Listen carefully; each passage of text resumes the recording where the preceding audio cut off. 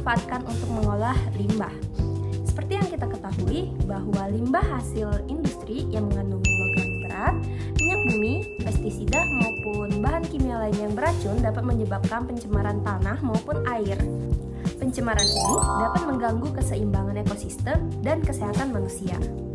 Salah satu teknologi yang dapat dikembangkan untuk mengatasi masalah tersebut yaitu dengan penggunaan bakteri hasil rekayasa genetika atau GMO yang dapat mengatasi masalah tersebut. Bakteri ini telah dimodifikasi dengan memasukkan gen-gen tertentu yang memiliki kemampuan khusus untuk mengurai zat pencemar lebih baik dibandingkan bakteri alami. Oleh karena itu, bakteri GMO dianggap sebagai salah satu solusi dari bioteknologi yang dapat membantu secara potensial proses pengolahan limbah secara lebih efektif.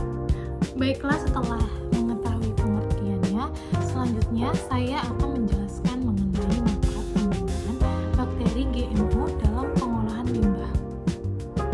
Dari segi lingkungan, bakteri GMO mampu membantu mengurangi pencemaran air dan tanah karena dapat mempercepat proses penguraian limbah berbahaya.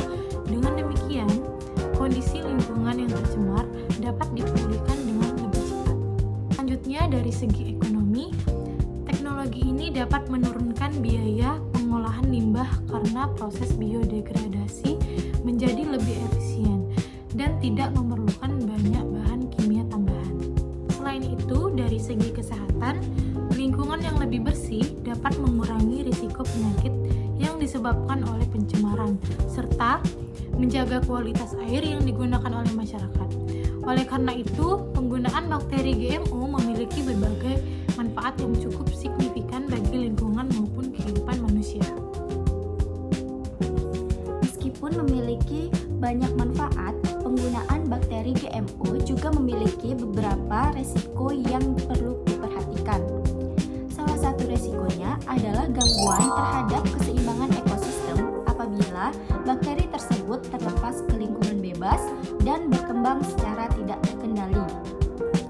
Selain itu, terdapat kemungkinan terjadinya transfer gen horizontal, yaitu perpindahan gen hasil rekayasa ke mikroorganisme lain yang dapat menimbulkan sifat-sifat yang tidak diharapkan.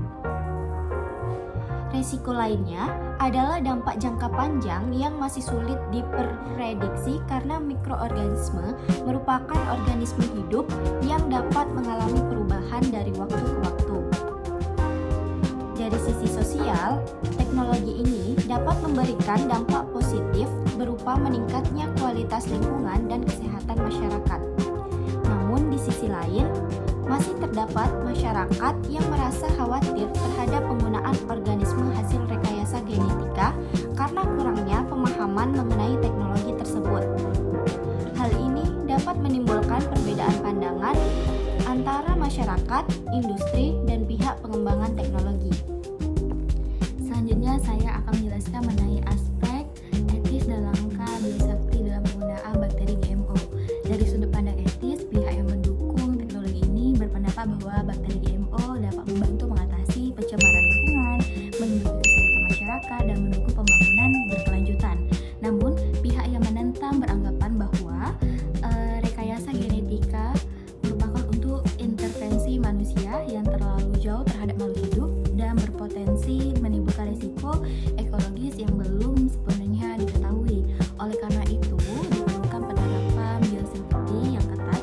Beberapa langkah yang dapat dilakukan lain menerapkan biocontainment agar bakteri tidak dapat bertahan hidup di alam bebas, melakukan uji keamanan secara bertahap, melakukan monitoring lingkungan secara berkala, menerapkan regulasi pemerintah, serta memberikan edukasi kepada masyarakat. Sebagai kesimpulan, bakteri GMO memiliki potensi besar dalam